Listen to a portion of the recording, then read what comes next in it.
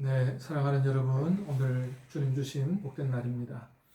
오늘도 우리 주님 주시는 생명의 말씀을 함께 받도록 하겠습니다. 마가복음 12장 18절부터 34절까지 말씀을 받도록 하겠습니다.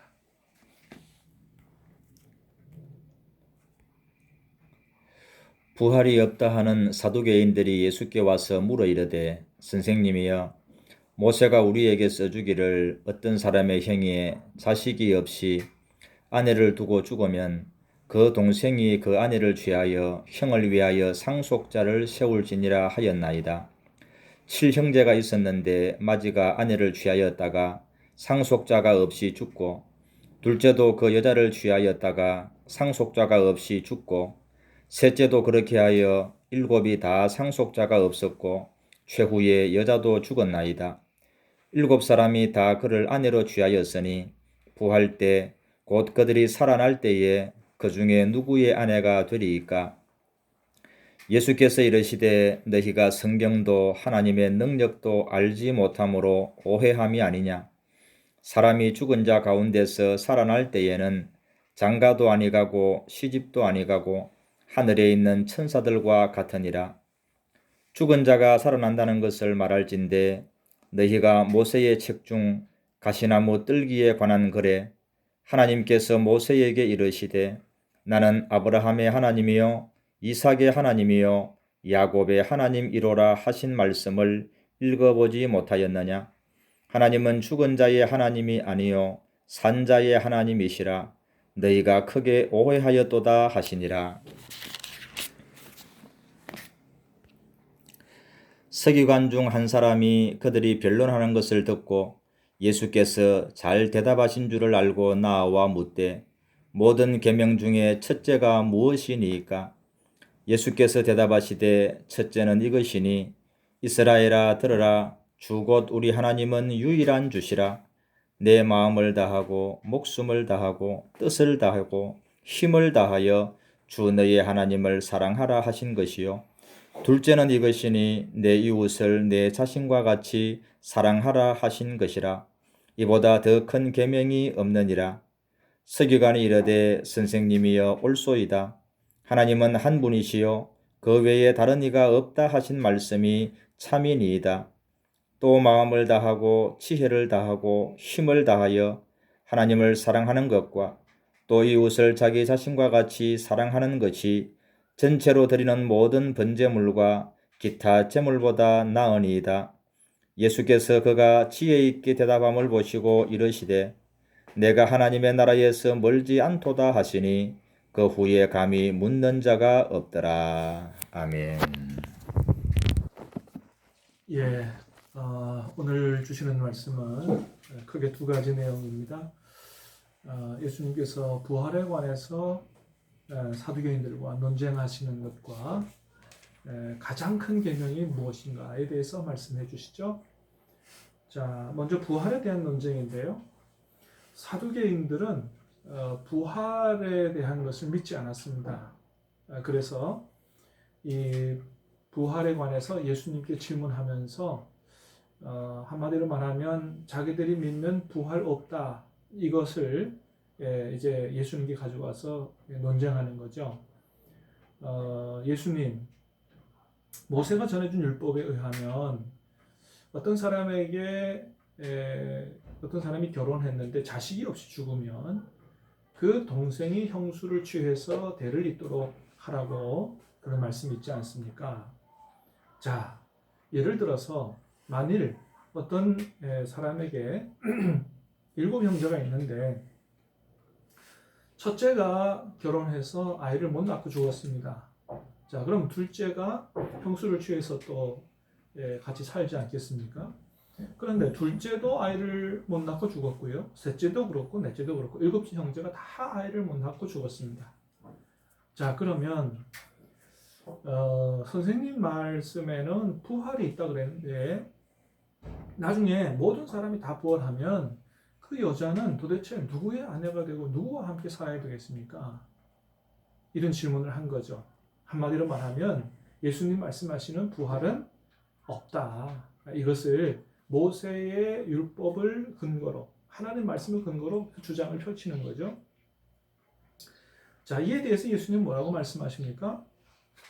너희가 성경도 제대로 알지 못하고 하나님의 능력도 알지 못한다. 정말 너희가 그렇게 성경을 연구했어도 성경에 대해서 모른다. 그렇게 말씀을 하시는 거죠.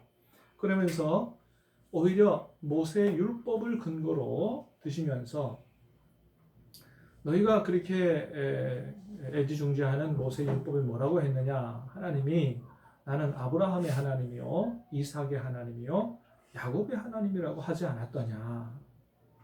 하나님은 죽은 사람의 하나님이 아니고 산자들의 하나님이다. 다시 말하면 아브라함의 하나님, 이삭의 하나님, 야곱의 하나님이라고 하셨기 때문에 그 너희의 조상이 육신적으로 죽었지만은 그러나 하나님께 대하여는 살아있는 거다. 부활 때에 다 살아날 사람들이다. 그렇습니다. 그래서 부활은 분명히 있는 것이라고 예수님 말씀해 주시는 거죠. 또 하나님의 능력을 뭐라는 거예요? 하나님은 전능하신 분 아니냐는 거예요. 이 세상에 아무것도 없을 때 온 세상을 창조하시고 우리도 원래 세상에 없던 존재였죠. 그러나 하나님의 전능하신 능력으로 오늘 우리가 이렇게 생명을 얻어 살아가지 않느냐. 하나님의 능력만 생각해 봐도 얼마든지 부활은 있는 것이다. 말씀하시는 거죠. 여러분, 우리는 하나님의 말씀을 도외시하고 내 생각과 내가 믿는 신념을 믿어서는 안 될 것입니다. 사랑하는 여러분, 저와 여러분들은 이렇게 사두개인들처럼 자기들의 신념, 자기들의 생각을 믿지 말고 하나님께서 우리에게 뭐라고 말씀하시는지, 성경에서 예수님이 뭐라고 말씀하시는지 그 말씀을 잘 듣고 믿어서 부활과 영생에 다 참여할 수 있게 되기를 주님의 이름으로 축복합니다. 두 번째는 가장 큰 계명에 대한 말씀인데요. 자, 이번에는 서기관 중에 한 사람이 나와서 예수님께 질문을 하죠. 선생님, 많은 계명 중에서 제일 큰 계명이 무엇입니까? 그랬더니 예수님 말씀하시죠. 첫째 되는 계명은 마음을 다하고 목숨을 다하고 뜻을 다하고 힘을 다하여 주 너희 하나님을 사랑하라는 것이다. 둘째는 이것이니 내 이웃을 내 자신과 같이 사랑하라. 그런 말씀을 주시는 거죠. 자, 이에 대해서 질문했던 서기관이 대답을 합니다. 선생님, 옳습니다. 선생님 말씀하신 게 그게 진리입니다. 하나님을 사랑하고 이웃을 자기 자신처럼 사랑하는 게 전체로 드리는 모든 번제물과 기타 제물보다 훨씬 더 중요한 것입니다. 이렇게 대답했더니 예수님이 들으시고 흡족해 하시면서 내가 하나님의 나라에서 멀지 않다. 이런 칭찬을 하셨습니다. 비록 지금 이 서기관은 예수님을 하나님의 아들로 메시아로 영접하지는 않았지만은 말씀을 통해서 하나님의 뜻이 어디 있는지를 정확히 알고 있었다라고 하는 것입니다. 여러분, 그래요. 사랑이 없는 메마른 형식적인 예배보다 하나님을 사랑하고 이웃 사랑하는 게 훨씬 더 중요한 것이라는 거예요. 여러분, 하나님은 한 시간에 이 형식적인 예배를 고집하는 분이 아니라고 하는 거죠. 물론 여러분, 우리에게 있어서 예배는 생명과 같은 것입니다. 구원받은 하나님 백성이 하나님 앞에 찬양하고 경배하는 예배 없이 어떻게 하나님 백성이라고 할 수 있겠어요? 자, 그러나 하나님은 그 예배보다도 더 중요하고 더 본질적인 게 있는데 그거는 하나님과 이웃을 우리 자신처럼 사랑하는 것이다. 사랑이 모든 율법을 완성하는 것이다. 그렇게 말씀해 주시는 거죠. 그래서 호세아 선지자를 통해서도 호세아 6장 6절에 말씀하십니다. 나는 인애를 원하고 제사를 원치 아니한다. 무슨 말씀이에요? 하나님께서 예배 원하시지 않는 분이 아니죠. 예배 원하시죠. 예배, 그러나 그보다 더 근본적으로 중요한 게 있는데 그거는 인애다, 사랑이다 라고 말씀하시는 것입니다. 여러분, 지금 코로나 사태로 우리가 모여서 예배 드리는 것까지 포기하면서 우리가 어떻게든 이 시대를 향한 하나님의 뜻을 실천하고자 애를 쓰고 있습니다.